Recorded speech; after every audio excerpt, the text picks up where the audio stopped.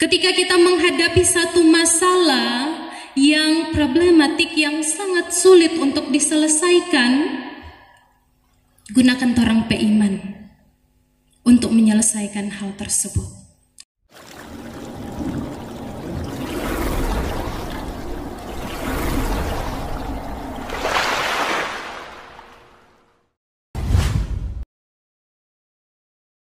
Ya, salam sejahtera untuk kita semua. Shalom. Damai di hati. Sebelumnya bolehkah torang saling memandang kiri dan kanan sambil memberikan senyuman yang terbaik yang torang miliki.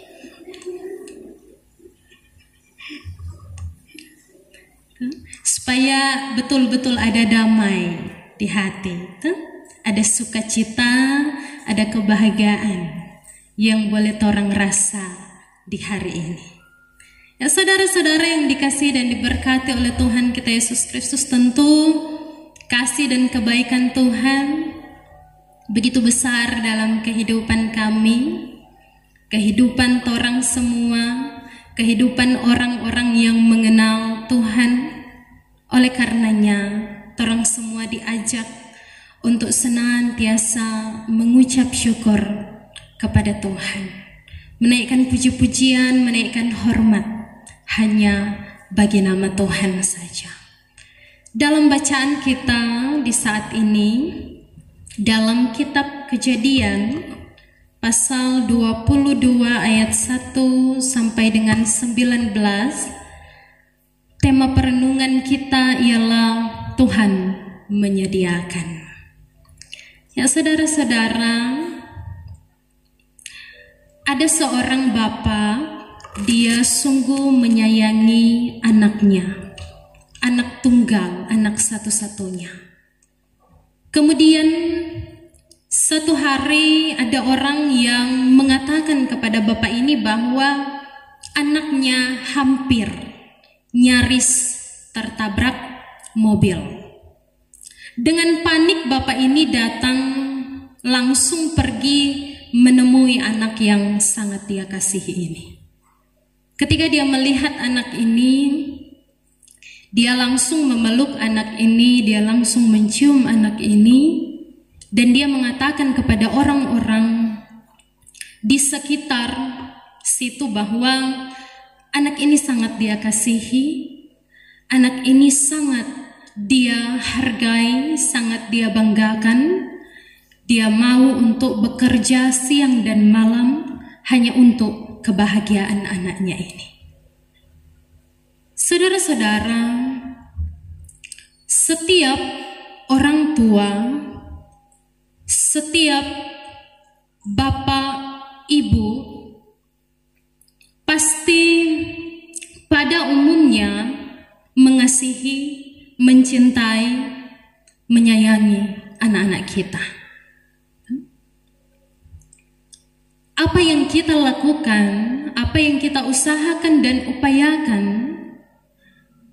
itu sebagian besar kita mendapat semangat dari anak-anak kita.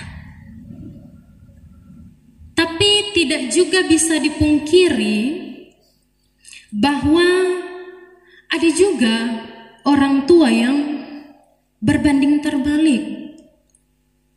Anak dianggap sebagai beban.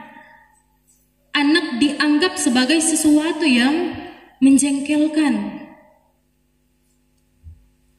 Banyak orang lihat di berita, orang tua melakukan kekerasan yang fatal kepada anak, bahkan sampai membunuh anaknya sendiri.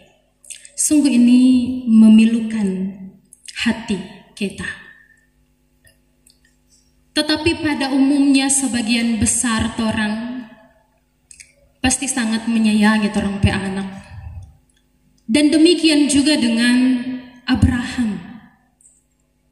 Dia sangat mengasihi Ishak, dia sangat menyayangi Ishak, sebab Ishak ini adalah anak yang dia tunggu-tunggu. Ya, bayangkan ini Ishak ini hadir dalam kehidupan Abraham ketika dia sudah lanjut usia. ketika istrinya Sarah saat itu sudah masuk dalam masa menopause yang menurut ahli kedokteran tidak mungkin wanita yang sudah masuk menopause kemudian dia akan hamil, apalagi melahirkan. Tetapi dapat kita lihat bahwa apa yang tidak mungkin bagi manusia sangat mungkin bagi Allah. Buktinya Ishak lahir, sedangkan kedua orang tuanya sudah lanjut usia. Saudara-saudara, orang sebagai orang tua pasti kalau ada orang yang mau minta orang pe anak, tidak akan orang kasih. Nah, bayangkan ketika anak yang sangat orang kasihi ini, ketika Abraham sangat mencintai Ishak ini, Allah justru meminta Abraham agar supaya memberikan Ishak sebagai korban bakaran. Allah tahu bahwa Abraham sangat mengasihi Ishak, tetapi dia mau untuk menguji ini Abraham dengan meminta anak yang sangat dia kasihi, anak yang sangat dia tunggu-tunggu ini untuk menjadi korban bakarannya. Sebagai seorang manusia, pasti keadaan Abraham saat itu sangat bersedih, sangat berduka, hatinya sangat sakit. Tetapi Abraham tetap mau untuk melakukan perintah Tuhan. Ketika Abraham melakukan perintah Tuhan, maka pasti dia akan kehilangan anaknya Ishak. Sebab sebelum menjadi korban bakaran, terlebih dahulu Ishak ini harus dibunuh. Dan dibunuh oleh Abraham sendiri. Tetapi apa yang dilakukan Abraham untuk menaati perintahnya Allah bukan karena dia rela untuk memberikan Ishak ini sebagai korban bakaran, tetapi ia hendak menunjukkan imannya, sifat imannya, yang pastinya apa yang dilakukan oleh Abraham di saat ini juga dapat menjadi teladan bagi kita semua. Ketika kita menghadapi satu masalah yang problematik, yang sangat sulit untuk diselesaikan, gunakan torang peiman untuk menyelesaikan hal tersebut. Abraham memberikan teladan yang baik, contoh yang baik. Ketika orang bertindak dengan iman, pada akhirnya Tuhan yang selalu menyediakan. Saudara-saudara yang dikasihi dan diberkati oleh Tuhan kita Yesus Kristus, ketika dalam bacaan kita Abraham dan Ishak berjalan begitu jauh, dalam perjalanan Ishak kemudian bertanya kepada Abraham, di manakah domba yang akan menjadi korban bakaran tersebut? Abraham menjawab kepada Ishak bahwa Tuhan yang akan menyediakan. Padahal Ishak sendiri yang rencananya akan dikorbankan. Tetapi dengan penuh keyakinan Abraham berjalan dan dia yakin bahwa Tuhan pasti akan menyediakan domba sebagai ganti anaknya untuk menjadi korban bakaran. Sungguh iman yang luar biasa yang diperlihatkan oleh Abraham bagi kita semua. Di tengah-tengah pergumulannya yang hebat, Abraham tetap melihat kebaikan Tuhan, pertolongan Tuhan ada bagi dia. Sehingga dengan imannya juga, dia yakin bahwa segala sesuatu pasti sudah disediakan oleh Tuhan. Oleh karenanya, Abraham hanya tetap berjalan sesuai dengan apa yang diperintahkan oleh Tuhan. Saudara-saudara, mungkin kita sering diperhadapkan dengan sesuatu yang menguji kepercayaan kita, menguji kepasrahan kita kepada Allah. Di saat mungkin torang merasa sedih, torang harus menghibur orang lain. Di saat mungkin torang berkekurangan, torang harus membantu orang lain. Tetapi percayalah, ketika torang mendahului orang lain, ketika torang mau untuk melayani mereka walaupun dengan menekan kepentingan diri sendiri, maka Tuhan pasti akan mencurahkan rahmat-Nya. Tuhan pasti tidak akan biarkan. Berkat Tuhan pasti akan tercurah bagi kehidupan kita umat-Nya. Sebab iman kita justru diuji ketika kita sedang diperhadapkan dengan tantangan dan pergumulan. Allah mau melihat apakah kita mau untuk tetap taat, untuk tetap setia kepada Dia dengan segala situasi yang menekan kita, situasi yang membuat kita lemah. Apakah kita tetap menaruh harap dan percaya kepada Tuhan? Apakah kita tetap mengandalkan Dia atau tidak? Ayub bilang, apakah orang hanya mau menerima yang baik saja daripada Tuhan dan tidak mau menerima yang buruknya? Tidak demikian. Sebab sudah begitu banyak kebaikan yang telah Tuhan berikan dalam kehidupan kita yang tidak dapat orang balas. Tetapi setidaknya ketika orang menyadari kebaikan Tuhan bagi kita, maka orang juga harus mau untuk merubah setiap tindakan kita yang sekiranya tidak berkenan kepada Tuhan.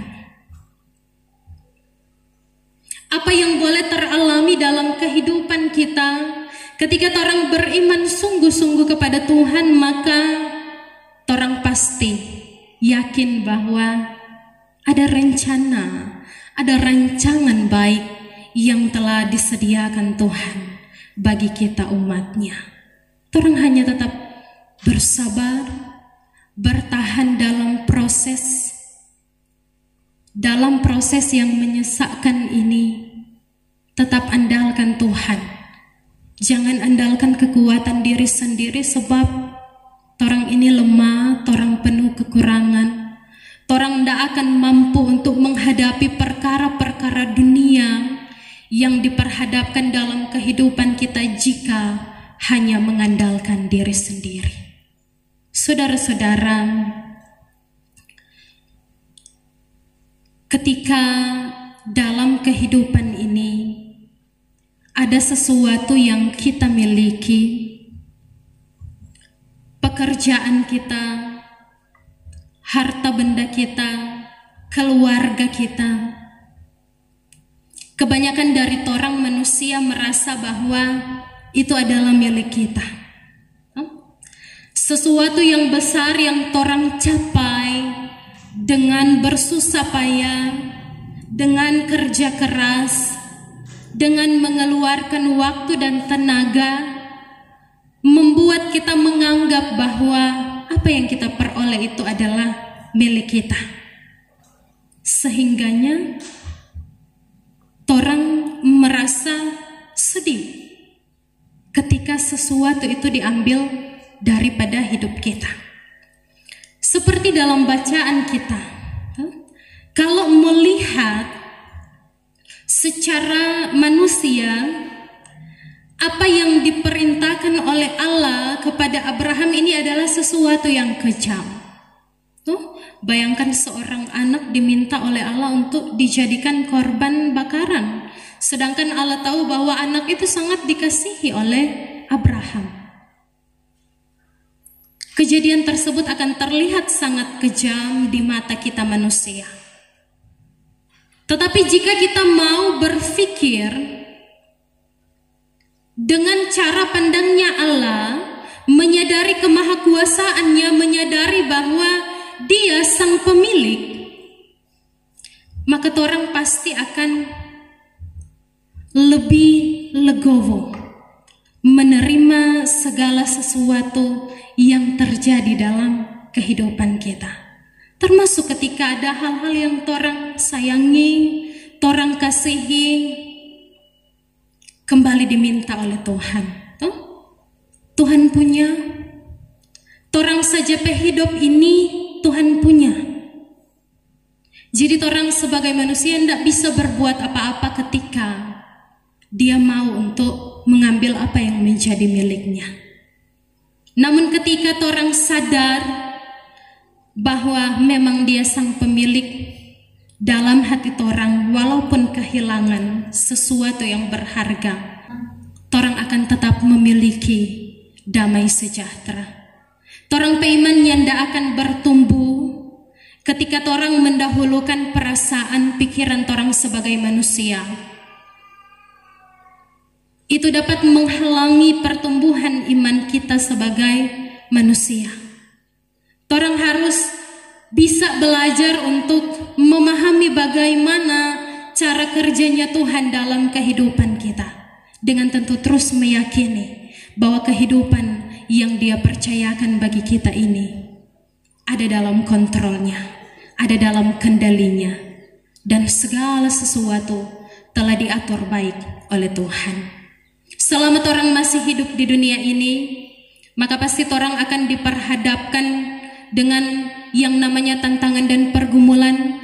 Iman kita akan tetap terus diuji selama orang masih di dunia ini. Tetapi Tuhan tidak pernah tinggalkan orang semua.